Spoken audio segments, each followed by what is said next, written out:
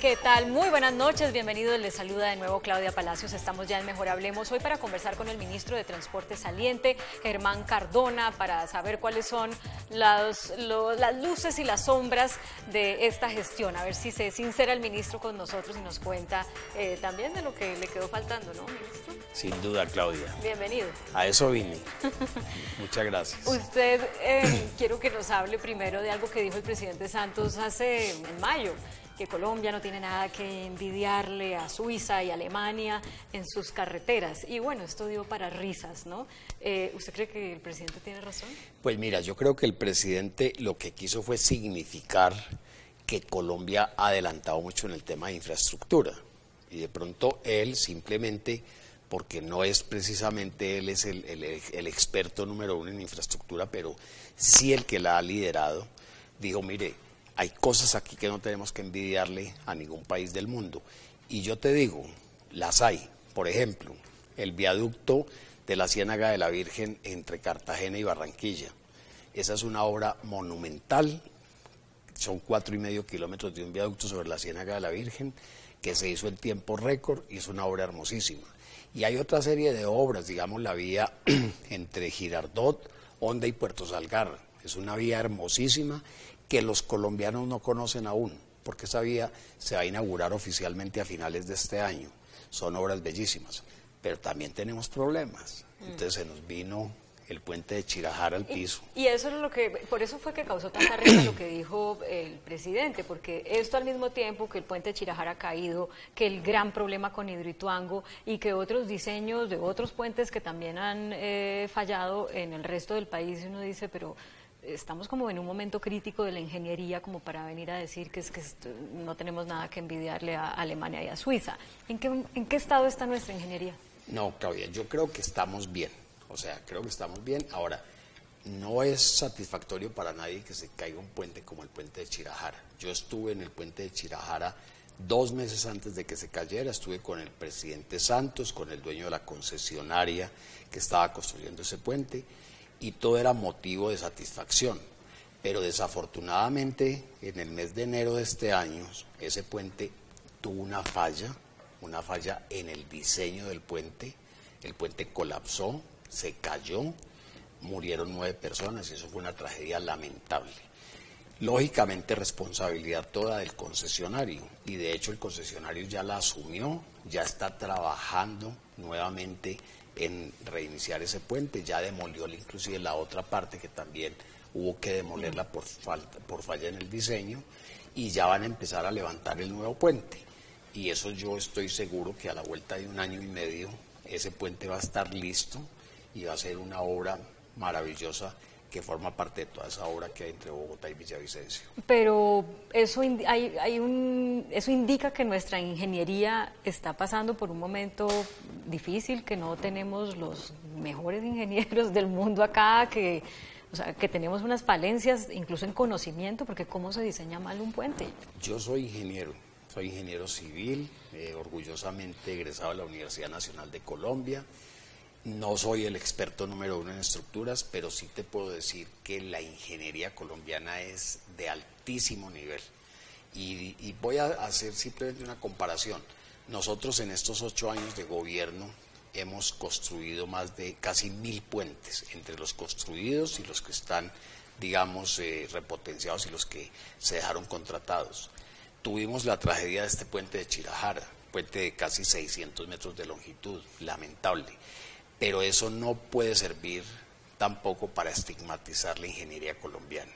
Creo que la ingeniería colombiana es excelente, se han hecho obras muy buenas en todo el país, y además en estos procesos de infraestructura nosotros no tenemos ya solamente firmas colombianas, sino también firmas extranjeras, y son firmas todas de muy alto nivel.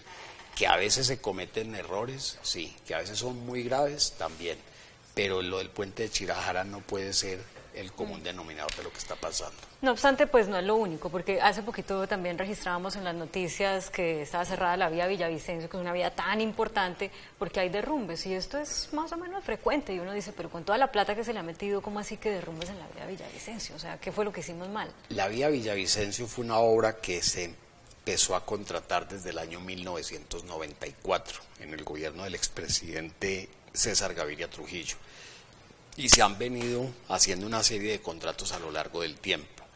Esa es una de las zonas geológicas más difíciles que hay, yo no diría solamente en Colombia, sino en el mundo.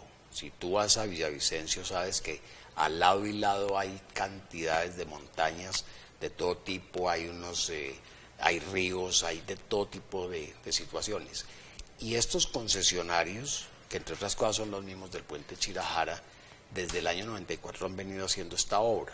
La obra en general ha funcionado bien, pero no se puede desconocer que en este último mes, desafortunadamente por problemas del invierno, se han presentado unos deslizamientos y este concesionario ha estado pendiente las 24 horas del día solucionando los problemas que se han presentado. Pero mejor dicho, el mensaje es, eso está bien y estamos sujetos a que, como se llama acá, el invierno, o sea, las lluvias, ocasionen estas cosas y con eso tenemos que vivir, o sea, ¿no se pudo haber hecho mejor? Eso no está bien, o sea, eso no está bien, eso lo ideal sería que no pasara absolutamente nada, pero desafortunadamente se suceden ese tipo de cosas.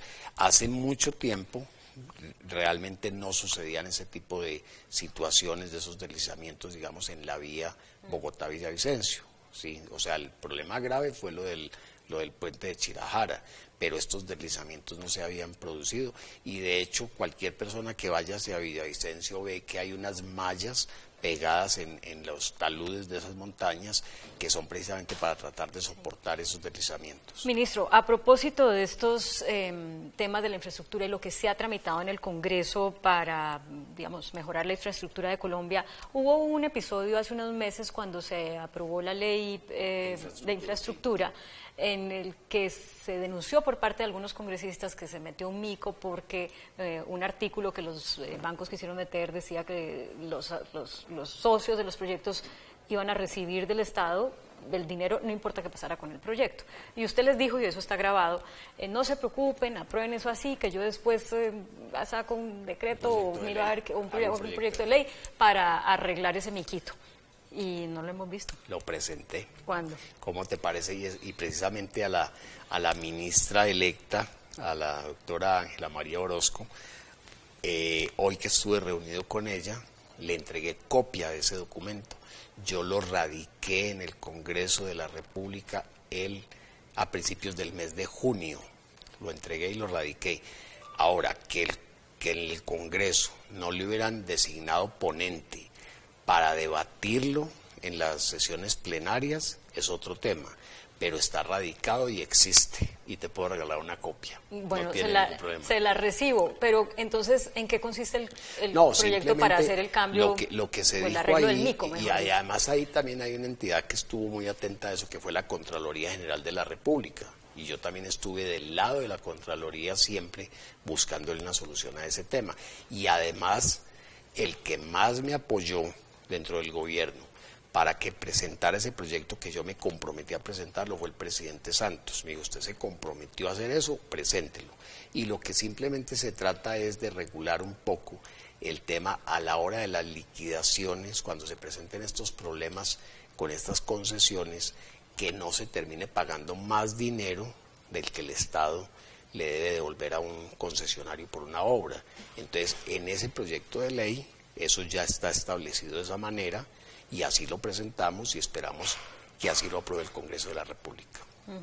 Hay que ver entonces cuánto es o sea, cómo se fija cuál es el dinero que el Estado le debe devolver a cada obra. Eso es muy claro, o sea, la ley 80 dice que el Estado no se puede quedar con el dinero de nadie y al no quedarse con el dinero de nadie, lo que debe es de valorar lo que se ha ejecutado, la obra que se ha ejecutado, y simplemente pagar por esa obra. Pagar por lo ejecutado. Pero no salir a reconocer intereses y más cosas sobre esos dineros. Usted dijo en una entrevista para el periódico El Tiempo este domingo que en Colombia hay alrededor de 2.500 kilómetros de vías, de las cuales 1.400 fueron construidas en este gobierno. Doble calzada. En doble calzada, exacto. ¿Cuántos kilómetros más de doble calzada necesita Colombia para realmente estar al nivel de los grandes países en materia de infraestructura? Claudia, yo creo que apenas estamos empezando. Nosotros no es que estemos diciendo, y yo que fui el que a quien le tocó empezar esto en el año 2010 hasta el 2012, crear todas estas normas de que primero estructuremos y después ejecutemos. No voy a decirle ahora a los colombianos que fue que en 8 años ya hicimos todo. Efectivamente, desde la conquista de Colombia hasta el año 2010, creo que teníamos un poco más de 700 kilómetros de dobles calzadas. Y del 2010 al 2018 hemos construido 1.400 nuevos kilómetros, o sea que vamos en 2.100 aproximadamente. Y hemos dejado contratados para que el gobierno que se inicia el 7 de agosto las entregue y las inaugure por ahí unos 900 kilómetros adicionales para llegar a 3.000. Pero yo creo que si nosotros nos queremos poner a la par de los mejores países, nos falta por lo menos el doble de dobles calzadas, o sea, otros 3.000 kilómetros. Ahora, si tú me permites, les quiero decir algo. Colombia en el año 2010 era el 9º o 10º país en infraestructura en América Latina. Hoy somos el 5º, no dicho por nosotros, sino por entidades internacionales. Y con lo que va a seguir desarrollando el gobierno Duque, yo estoy seguro... Casi dice Uribe, ¿no? Ah, Duque. Casi dice Uribe porque le leí los labios. Yo dije Duque. Sí, yo sé, pero si yo lo estaba viendo. Bueno, entonces lo que hace el gobierno Duque, yo estoy seguro que dentro de 3 años más o menos, con lo que está solamente contratado, podemos estar en el top de la infraestructura en Colombia. ¿Cuántos cierres financieros va a dejar en estos, qué le queda de gestión? ¿15 días? A mí 13. 13 días, los está contando. Ya los tengo contados. ¿Qué va a alcanzar a hacer en materia de cierres financieros y otras cosas fundamentales? No, nosotros ya lo dijimos, yo recibí al ministerio apenas con 8 cierres financieros por los problemas que se generaron con Odebrecht. Tuvimos un gran tropiezo durante todo el año 2017 y desde agosto del 2017 que yo llegué al ministerio nuevamente hasta diciembre y hasta ahora hemos logrado llegar a 15 cierres financieros, o sea, ya vamos en 15. Son 30 concesiones las que están adjudicadas y de esas concesiones 22 ya pueden llegar a tener cierre financiero rápidamente y las otras 8 están terminando estructuraciones, terminando estudios y diseños y demás para fase 3. Hay algunas que desafortunadamente tienen problemas porque los concesionarios están en dificultades, pero yo creo que al día que al final del año se puede llegar por ahí a 20 o 22 cierres financieros. Ministro, y está bien, uno ve cuando viaja por Colombia unas diferencias en materia de dobles calzadas, pero en materia de vías terciarias pues todavía hay un montón de pueblitos donde es muy difícil. Muchos pueblitos, Claudia. Sí, yo diría que donde hay mucha gente que necesita esas vías. En eso sí te quiero decir, apenas estamos empezando. ¿Por qué no le hicimos tanto énfasis o por qué no le hizo tanto énfasis a este gobierno? Porque durante muchos años, yo diría que desde hace por lo menos 15 o 20 años, se ha venido invirtiendo en vías terciarias de una manera errática. Y esos recursos se estaban girando a diestra y siniestra a alcaldías y gobernaciones para hacer vías terciarias, pero no se les estaba haciendo control. Lo que tenemos ahora es que con unos recursos que se obtuvieron de regalías, el gobierno ya está haciendo procesos de vías terciarias en los cuales la obligación, y eso me tocó iniciarlo a mí por orden del presidente Santos, la obligación es que las interventorías de todos esos procesos sean a través del Instituto Nacional de Vías. Y ¿con pliegos tipo? O sea, sí, el pliego diseñado para que no sea la medida del contratista al que se quiera adjudicar. Para que no sea pliego sastre, como dice mi gran amigo Juan Martín Caicedo, que sean pliegos tipo. Entonces, lo importante es que ya de aquí en adelante, o sea, desde hace 7 u 8 meses, esos dineros se están invirtiendo con interventorías de invías, con pliegos tipo. Y son los gobernadores y los alcaldes los que tienen la obligación de presentar esas propuestas. Ellos a veces se quejan porque estaban acostumbrados a que esos dineros simplemente se les giraban, pero yo estoy seguro que ya todos están entrando en la óptica de que tienen que hacer esas obras todas con pliegos tipo y con los estudios y diseños para vías terciarias. Ministro, tengo que hacer una pausa para comerciales, pero tengo que preguntarle por la línea, tengo que preguntarle por Navelena, entre muchos otros proyectos que son importantes. Tengo que preguntarle por Uber y tengo que preguntarle por qué usted, que fue ministro los 2 primeros años del gobierno de Santos, después se fue al Vaticano, luego viene otra vez, si se había ido tan aburrido el Ministerio de Transporte, a terminar el gobierno Santos en el mismo ministerio.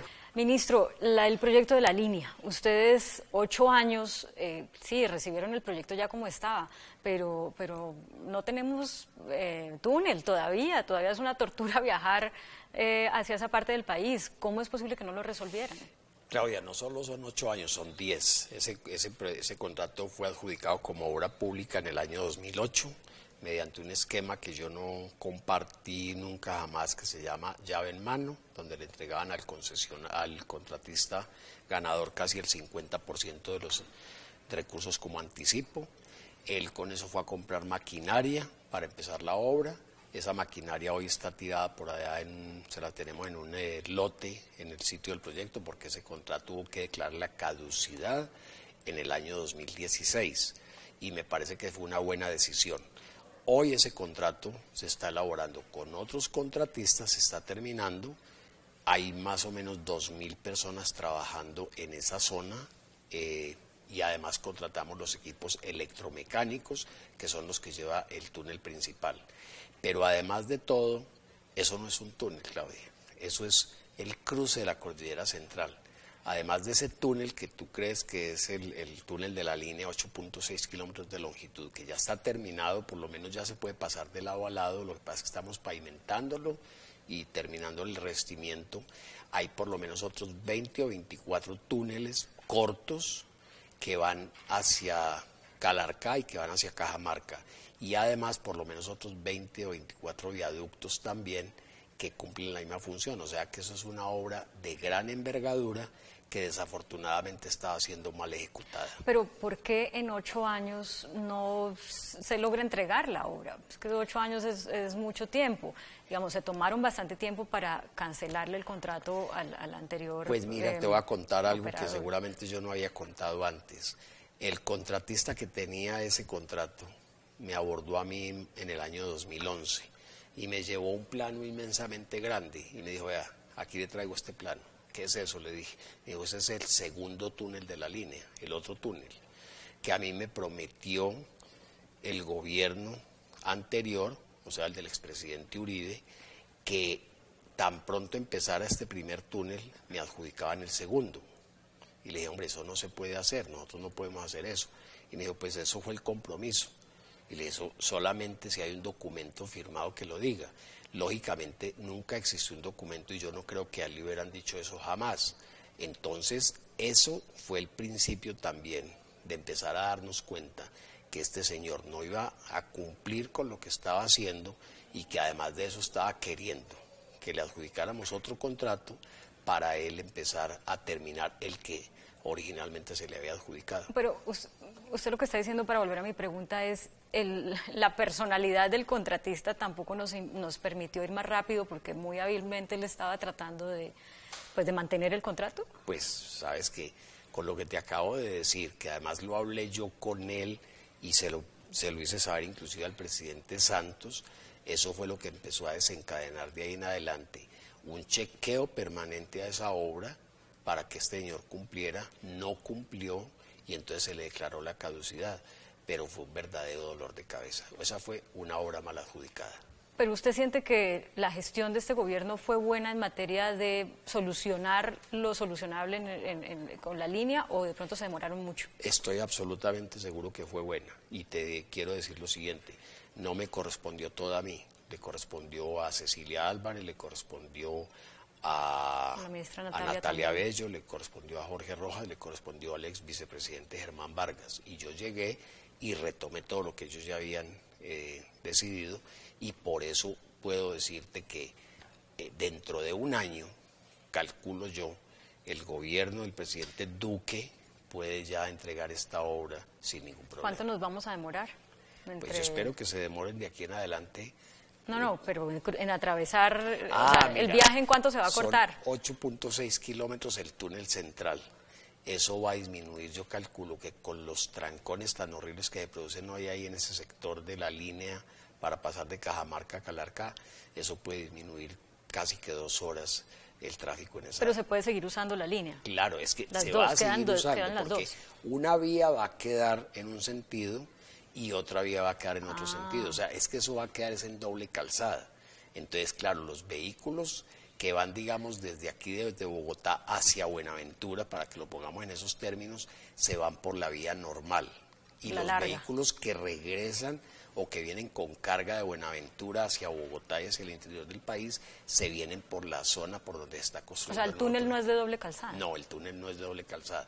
El túnel es un túnel sencillo donde simplemente los vehículos circulan en un sentido. Y por eso está previsto que se va a hacer un segundo Otro túnel para la otra calzada. y ahí sí ya queda de doble calzada completo. No, ¿y cuándo será ese cuándo? Como dicen las mamás. Pues eso lo decide el gobierno entrante. Ministro, a propósito también de Navelena, que le quiero preguntar, usted en la entrevista que dio este fin de semana al Tiempo dijo, Odebrecht nunca más debería tener un contrato en Colombia. Y uno ve lo que pasó con Odebrecht, que también corrompió otros gobiernos en el resto de América Latina, y en muchos casos terminaron de ejecutar los proyectos al tiempo que eran procesados, al tiempo que tenían que pagar las multas, y son proyectos que ya están terminados. Mientras que en Colombia no solamente tenemos el escándalo de corrupción encima todavía, sino que los proyectos no están terminados, como el caso de Navelena. ¿No nos faltó como pragmatismo para decir, bueno, del ahogado del sombrero y al menos saquemos el proyecto adelante mientras procesamos a estos tipos? Pues mira, lo que pasa es que ahí yo sí voy de la mano de la Fiscalía, de la Procuraduría y de la Contraloría General de la República. Y nosotros en particular tuvimos una orden de la Procuraduría General de la Nación y del Tribunal Administrativo de Cundinamarca de liquidar ese contrato. O sea, fue una orden judicial.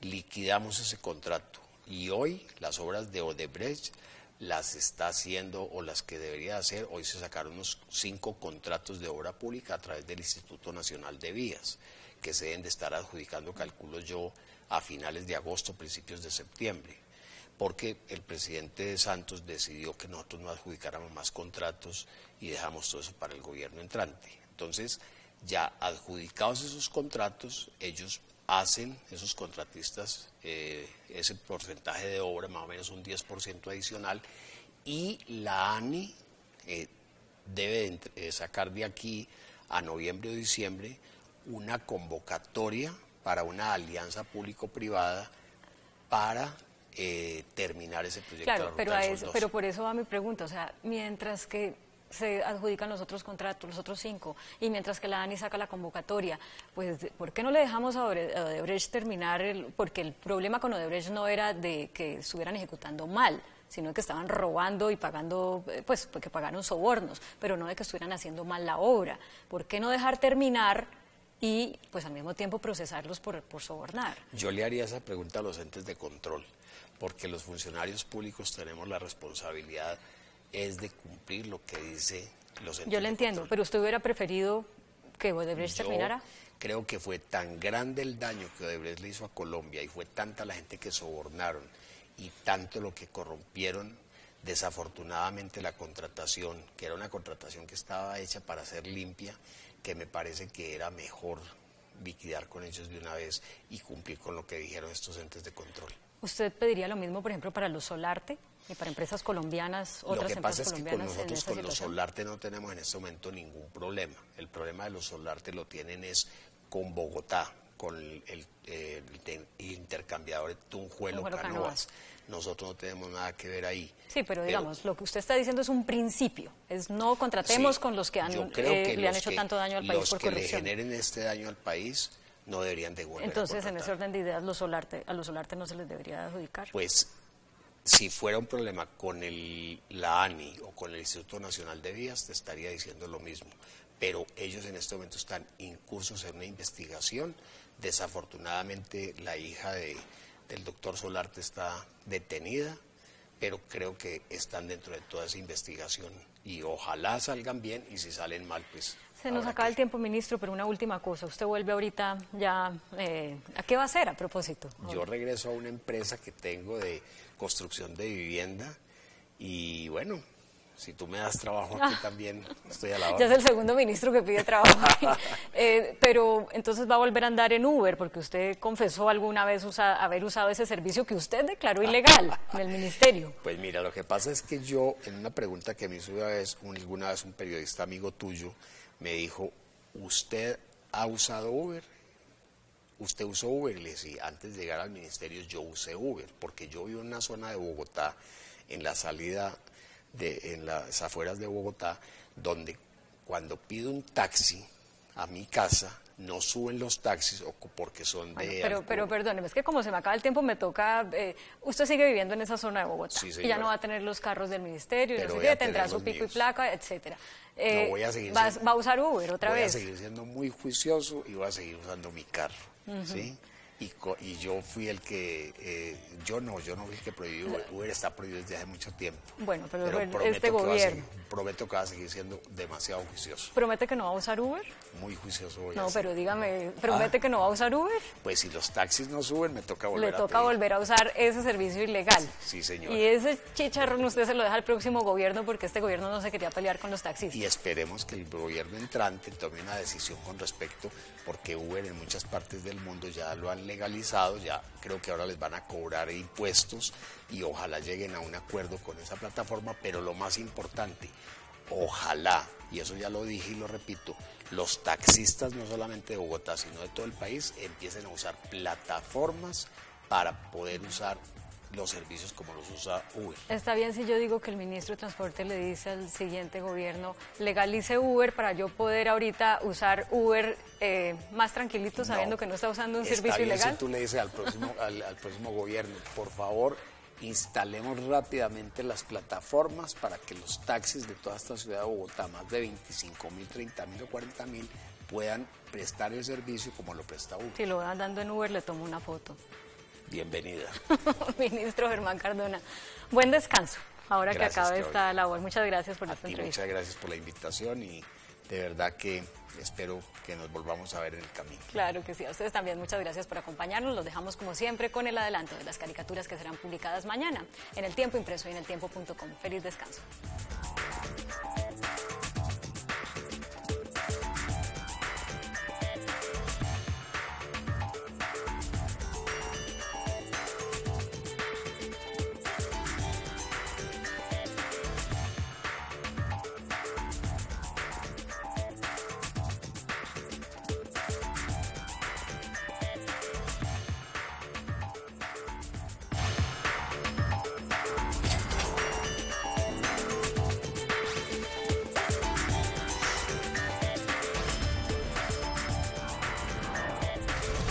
Mejor hablemos.